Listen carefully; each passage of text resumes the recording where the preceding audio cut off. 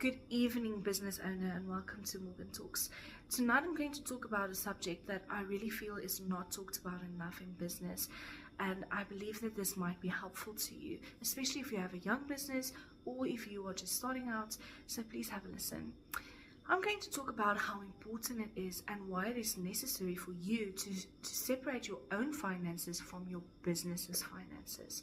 This can be such a small thing, but it can cause so much problems if you do not do this.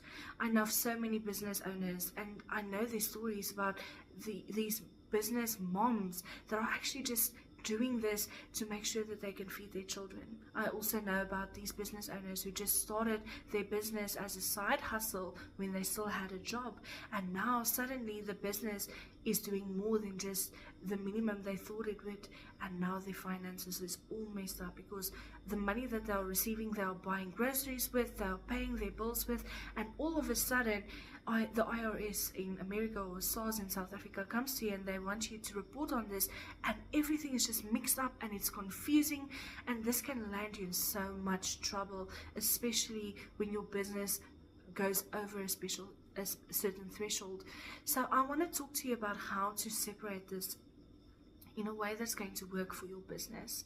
If your business works with cash, you are really going to have to make sure that you track every single income and every single expense separately for your business and for yourself. Make a completely new spreadsheet for your business and a new one for yourself to ensure that every single transaction corresponds to why this was made. If it was a household expense, that you are able to report it as a household expense, and when it was a business expense, that you can report it as a business expense.